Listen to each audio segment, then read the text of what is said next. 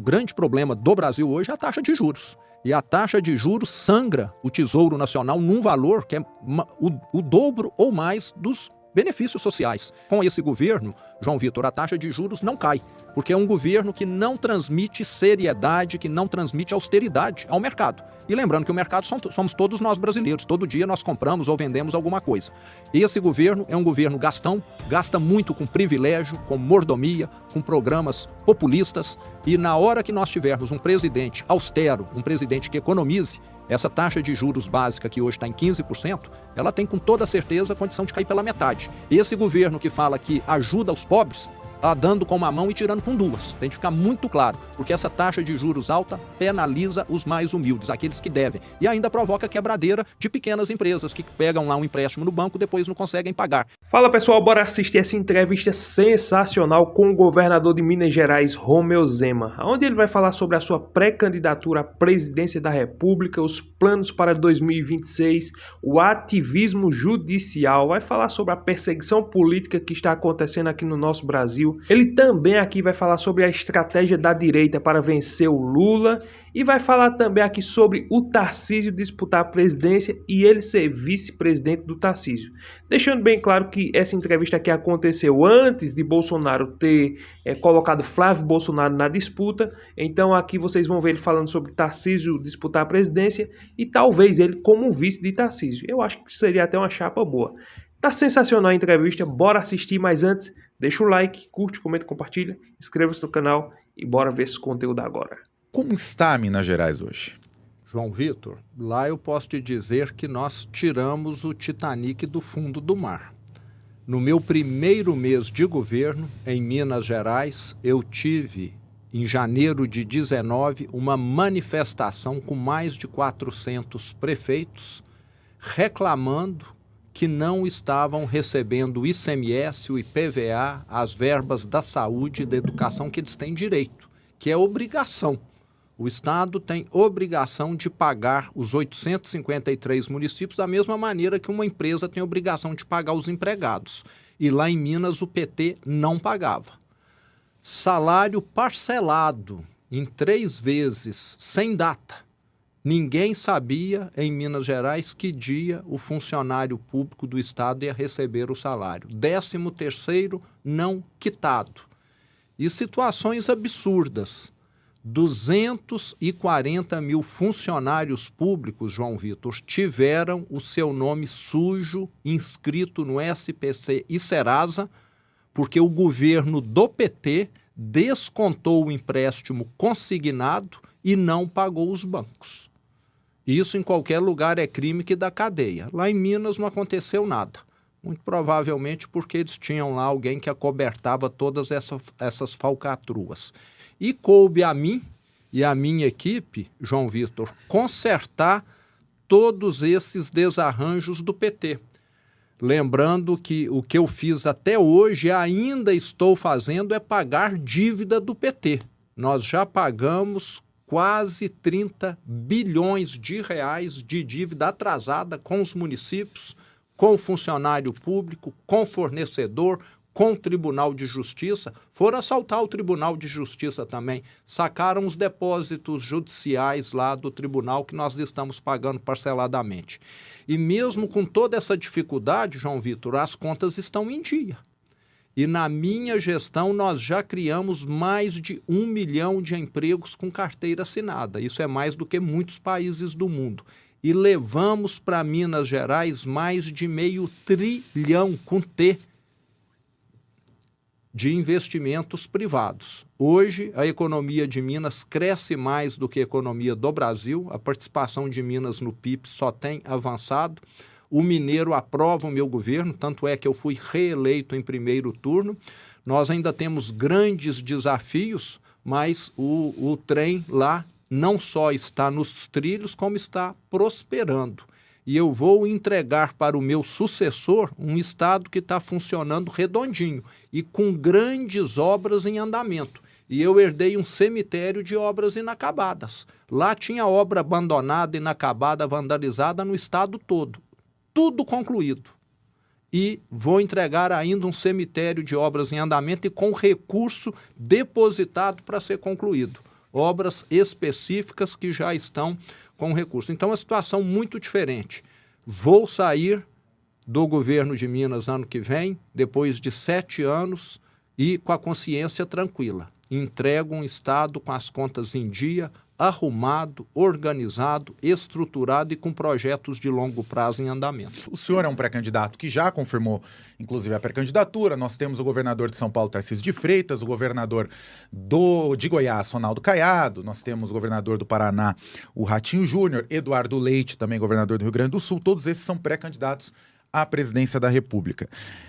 Essa pulverização de candidatos, por mais que o senhor defenda que há uma unificação, não acaba dividindo muitos votos, prejudicando, enfraquecendo a direita, mostrando que há uma desunião dentro da direita? Pelo contrário. Quem está de fora do jogo até interpreta dessa maneira, João Vitor, mas quem está dentro, como eu falei, sabe que isso significa mais votos para a direita. Isso no primeiro turno e no segundo turno, uma transferência de boa parte desses votos, porque todos nós estaremos apoiando aquele que for para o segundo turno.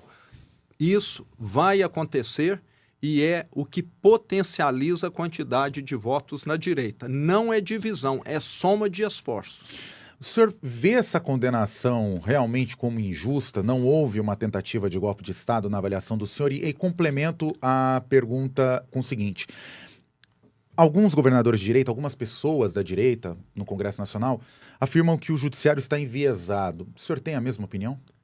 Concordo plenamente, totalmente tendencioso, enviesado. Se você falar lá fora o que aconteceu aqui em 8 de janeiro de 2023, ninguém vai falar que aquilo é golpe de Estado, tentativa de golpe, atentado contra a democracia. Quando isso acontece em qualquer outro país, ou as Forças Armadas estão envolvidas, ou tem milícias, manifestantes armados, confusão, mortes, violência.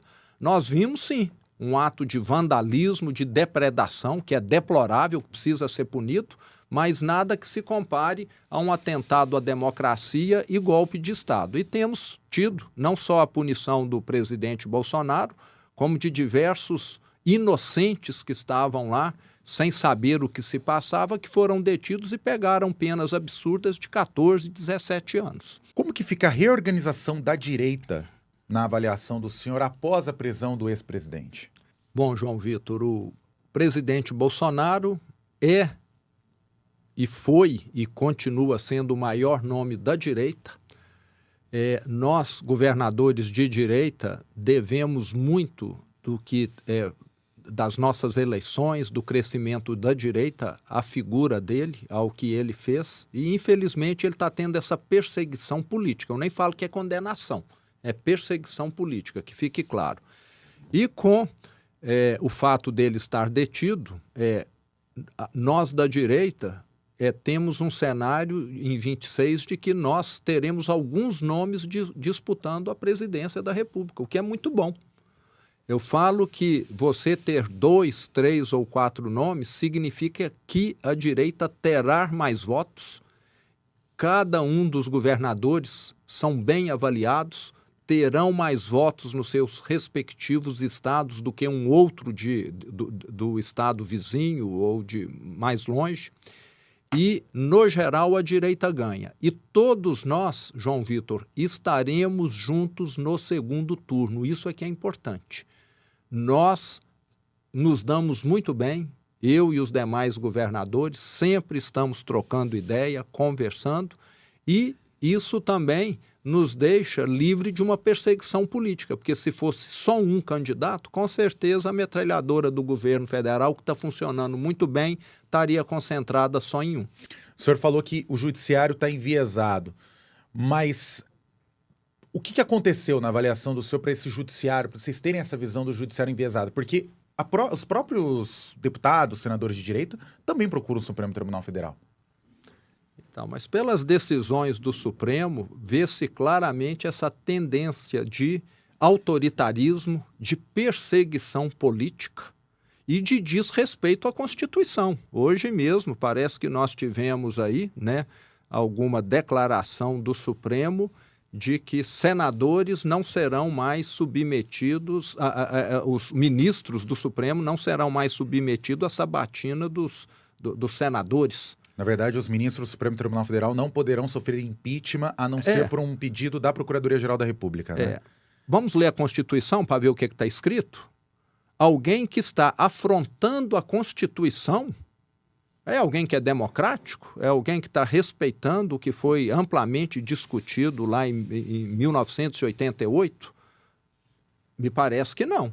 Se eles falam tanto em democracia, manda uma medida para o Congresso analisar, para ser submetida, se eles estão pensando diferente, concordam? Não é? A Constituição está claríssima. O Supremo está desrespeitando a Constituição do Brasil. Está aí mais uma vez. E esse de hoje está claríssimo. Eu não sou jurista, mas eu li lá e entendi perfeitamente o que está escrito e o que eles fizeram. Acho que 90% dos brasileiros, aqueles que sabem ler, vão concordar comigo. O senhor aceitaria essa possibilidade de ser vice numa candidatura de Tarcísio com o apoio de Bolsonaro? Seria uma viabilidade? Seria viável para o senhor essa possibilidade ou completamente descartada? Eu queria saber se o senhor já ouviu, inclusive, essa possibilidade. Já vi, sou muito admirador do Tarcísio, tenho um contato excelente com ele e fico muito agradecido, né, dele ou alguém da equipe dele ter citado o meu nome, mas como eu te disse, nós iremos juntos disputar essa eleição. Tenho certeza que se ele eleito ou eu eleito, um chamará o outro para ser ministro. Nós vamos estar juntos de todo jeito. Talvez não como presidente e vice, mas um presidente e o outro ministro. Inclusive, ele já foi. Ou seja, o senhor, então, se for eleito, chama o Tarcísio para ser ministro, o senhor acredita que ele vai te chamar também? Se ele aceitar, é lógico. Já foi ministro da infraestrutura, fez um belíssimo trabalho. Agora ele eleito, espero até que seja chamado também. O senhor vai manter a sua candidatura presidencial da mesma forma? Ou há uma possibilidade, por exemplo, do senhor concorrer ao Senado, por exemplo, que são 8 anos de mandato? João Vitor, eu não tenho perfil de parlamentar, de deputado, de senador, não é o que eu sei fazer na vida. Minha vida toda eu fui de colocar a mão na obra mesmo, de ser chão de fábrica. E eu vou continuar com a minha pré-candidatura e candidatura até o final, independente de quem vier a ser candidato. Já é uma definição minha e do Partido Novo. Agora, o senhor acredita que o Bolsa Família hoje é o principal problema do governo federal? Ou os benefícios sociais? Ou tem outros problemas que acabam prejudicando o andamento das finanças do país? Não, tem problemas muito maiores. O grande problema do Brasil hoje é a taxa de juros. E a taxa de juros sangra o Tesouro Nacional num valor que é o dobro ou mais dos benefícios sociais. Então, o necessário é reduzir a taxa de juros. Agora, com esse governo, João Vitor, a taxa de juros não cai, porque é um governo que não transmite seriedade, que não transmite austeridade ao mercado. E lembrando que o mercado somos todos nós brasileiros. Todo dia nós compramos ou vendemos alguma coisa. Esse governo é um governo gastão, gasta muito com privilégio, com mordomia, com programas populistas. E na hora que nós tivermos um presidente austero, um presidente que economize, essa taxa de juros básica que hoje está em 15%, ela tem com toda certeza condição de cair pela metade. E isso significa que, em vez do governo gastar por ano 700, 800 bilhões com juros, que é o que ele gasta hoje, ele vai gastar a metade. E isso já dá um Bolsa Família. Então, o Bolsa Família pode contribuir, ele pode ser mais bem direcionado, mas o principal foco é a gastança. A gastança faz os juros ficar alto. Juros altos significa que quem tem dívida, principalmente os humildes, vão pagar tudo mais caro, porque quem que compra eletrodoméstico, celular parcelado? Não é o rico, não, é o humilde. Na hora que ele vai comprar parcelado, ele paga mais caro. Quem que compra moto parcelada? São as pessoas mais humildes, estão pagando mais caro. Quem que paga casa própria parcelado? É o humilde. Esse governo que fala que ajuda os pobres está dando com uma mão e tirando com duas. Tem de ficar muito claro, porque essa taxa de juros alta penaliza os mais humildes, aqueles que devem, e ainda provoca quebradeira de pequenas empresas que pegam lá um empréstimo no banco, depois não conseguem pagar. E beneficia quem, João Vitor? Os milionários, que têm dinheiro aplicado, que podem se dar ao luxo de ficar dormindo, porque o governo federal está pagando 15% ao ano. Caso o senhor seja eleito presidente da República, o senhor vai mexer nos benefícios sociais? Vamos passar um pente fino nos benefícios sociais. Hoje nós sabemos que esse benefício que é pago a milhões de brasileiros pode ser aprimorado. Eu até diria que é fazer mais justiça com o mesmo valor. Na minha opinião, João Vitor, eu acho um absurdo um homem novo, de 25 anos, saudável, ficar recebendo o benefício social, entra ano, sai ano, sem fazer nenhum curso, sem ter nenhuma carteira de trabalho assinada nesse período. No Brasil, nós criamos um convite à pessoa não se qualificar, não participar do mercado de trabalho. Eu quero sim ajudar quem precisa. E nós temos milhões de brasileiros que precisam. Na minha opinião, aquelas mulheres que têm filhos pequenos talvez até precisassem demais, mas aqueles homens que não têm responsabilidade em casa, etc., acabam que, na minha opinião, são um ônus. Eles vão, pelo menos, precisar mostrar: eu estou me qualificando, ou eu estou prestando aqui um serviço para a prefeitura da minha cidade. Ficar recebendo de graça, na minha opinião, é que não pode aqueles que são novos, que têm saúde, que não têm filhos. O que falta para o Brasil ter uma segurança pública mais forte, mais consistente em relação ao crime organizado e também em relação à unificação das polícias, né? A união, na verdade, não a unificação, mas a união das polícias estaduais com a federal. Sim. O problema da segurança pública no Brasil, João Vitor, é que aqui, em vez dos especialistas, aqueles que atuam na área, definirem o que precisa ser feito, proporem leis, nós temos pessoas que não têm nenhuma familiaridade com o tema que fica propondo, como antropólogos, sociólogos, assistentes sociais, cientistas sociais e por aí vai. Acho que eles deveriam participar de algumas operações policiais, deveriam ir nas comunidades, conversar com as famílias que são extorquidas, exploradas, até para poder entender esse problema melhor. Eles ficam só em biblioteca e parece que perdem um pouco desse contato com a realidade de milhões de brasileiros que hoje vivem em áreas controladas pelo crime organizado.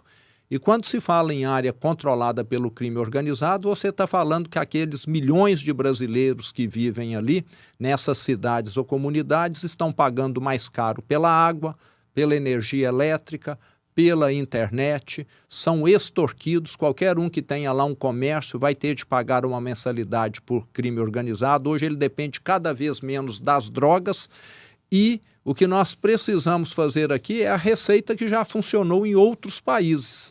Eu estive há 6 meses atrás, fui lá para ver pessoalmente, para conversar com as pessoas envolvidas, com as autoridades que fizeram a mudança, num país do mundo que eu desconheço, onde tem havido uma evolução tão grande, uma queda, uma redução de homicídios tão elevada como El Salvador. Em 4 anos, os homicídios em El Salvador caíram mais de 99%. Do país mais violento das Américas, hoje, juntamente com o Canadá, ele é o mais seguro. Alguma coisa funcionou lá corretamente. E eu fiz questão de lá ver. Agora, esses que ficam opinando, parece que ficam mais no romantismo do que propriamente na prática. Eu fui lá ver o que funcionou. E o que funcionou lá foi o quê? Colocar atrás das grades quem é bandido. E considerar, equiparar as organizações criminosas a grupos terroristas, porque são. Lá em Minas, em 2016, nós tivemos 263 ocorrências do novo cangaço. É aqueles 10, 20 homens que chegam numa cidade pequena, incendeiam veículos, caminhões na frente do quartel para a polícia não ter acesso aos seus veículos, saem explodindo caixas e agências bancárias utilizando escudo humano. Isso não é terrorismo? Para mim é. Agora parece que para o governo federal, para o Lula, para o PT, não é. Lá em Minas, a resposta nossa foi clara. Em 2021, esse pessoal alugou uma fazenda, estavam lá nessa fazenda, 28 deles com um arsenal de guerra.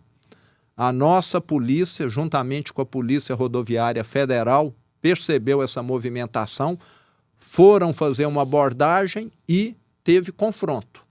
O resultado, João Vitor, 28 mortos por parte dos bandidos.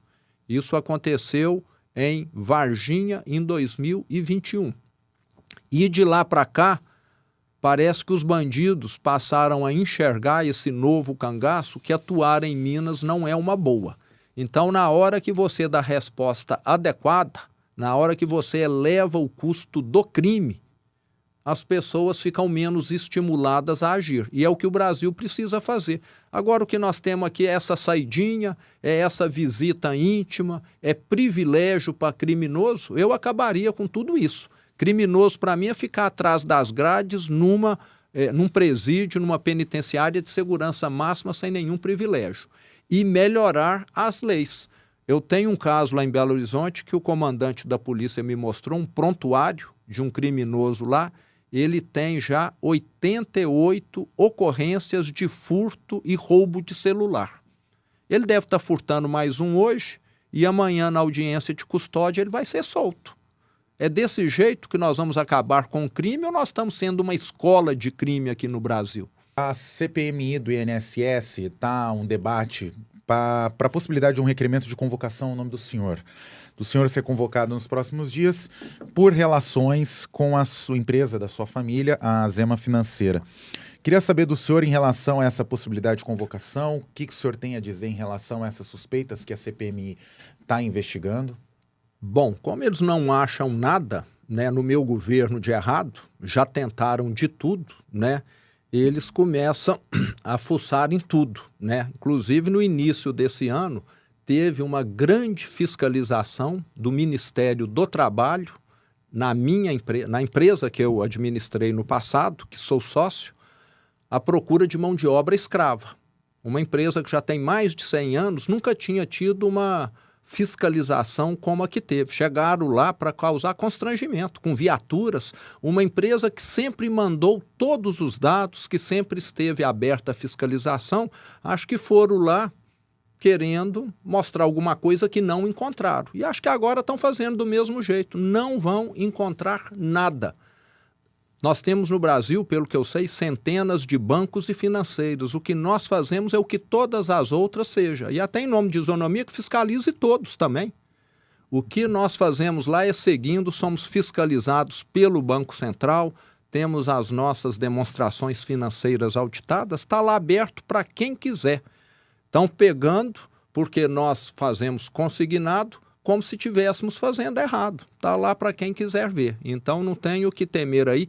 Perseguição política. Eles não gostam de quem governa bem, porque representa ameaça para eles. Então, é mais uma vez, o Ministério do Trabalho foi lá e agora estão com essa questão da CPMI aí. Pessoal, sensacional a entrevista com o governador Romeu Zema. Na minha opinião, minha simples opinião, é um bom nome. Ele só não é conhecido no Brasil, lógico, mas é um homem honesto, um homem íntegro, um homem correto, um homem que, como ele mesmo diz, tirou o Titanic do fundo do mar com relação a Minas Gerais, né, e deixou em uma situação mais confortável para os mineiros. Porque quem é de Minas Gerais sabe muito bem quem era o governador antigamente, o Pimentel, que afundou, quebrou, endividou todo mundo. Um estado riquíssimo como Minas Gerais, né? Um estado muito bonito, né? Mas quando coloca nas mãos de uma pessoa petista, esquerdista, que tem a mesma cabeça que o Lula, é lamentável. A gente tá vendo a situação do Brasil aí. Juro a 15%, o endividamento público tá uma catástrofe. O Lula envolvido nessas barganhas, corrupção, o filho do Lula, o irmão do Lula envolvidos aí, né, nessa questão do INSS. Uma bandalheira terrível, o Lula sendo conivente com a criminalidade, isso é um fato. Eu não estou inventando aqui não. Ele é conivente. Foi o próprio Lula, saiu da boca dele, até com um sorriso sarcástico, dizendo que os traficantes são vítimas dos usuários. Isso é um prazer para ele. Vocês viram aí que ele deu a saidinha de Natal para os presidiários, só não deu para o pessoal do dia 8. Veja que presidente. Porque eu vou falar aqui, eu pessoalmente, sendo eu dar saidinha para preso, dava não. Mas a cabeça de Lula e o que ele disse, não, é porque esse pessoal tem que sair para voltar para sua família. Vai ver quantos assaltos esses caras vão fazer, quantas bandalheiras eles vão fazer. É complicado demais um presidente que tem uma cabeça dessa, mas também foi envolvido em corrupção, mensalão, petrolão. É o mesmo Lula, é inacreditável. É o Lula que foi denunciado por Palocci. Palocci disse que o Lula era o chefe. Palocci disse que o Lula estava envolvido, recebeu dinheiro. Mas hoje, como o Supremo, como disse o governador, existe um ativismo, é um Supremo totalmente político, onde ali aqueles juízes estão atolados até o pescoço em corrupção também. Não é à toa que o Toffoli está blindando o dono do Banco Master. Não é à toa que o Alexandre de Moraes não deu um pronunciamento porque está envolvido até o talo também no caso do Banco Master. E aí foi falar com o Galipo do Banco Central, a esposa de Moraes recebendo 3,6 milhões por mês. Aí esse juiz salvou a democracia.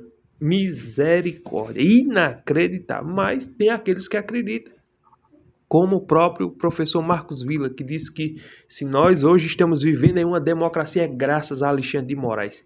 Que vergonha, que país, nosso Brasil, ele está passando por uma situação tão vergonhosa diante do mundo, mas também não interessa diante do mundo, é para nós brasileiros, cada um, ser humano, cada um pessoalmente, analise. Isso é uma vergonha esse Supremo Tribunal Federal. Pelo menos alguns integrantes ali dentro. Gilmar Mendes, Zanin Gilmar Mendes, Dias Toffoli, Flávio Dino e Alexandre de Moraes. E Carmen Lúcia. Esses 6 são uma vergonha dentro do Supremo Tribunal Federal. Inacreditável. Então era esse vídeo que eu queria trazer para vocês. Se você gostou, não esquece de deixar aquele like, curtir, comentar, compartilhar, se inscrever no canal. E até o próximo vídeo, se Deus permitir.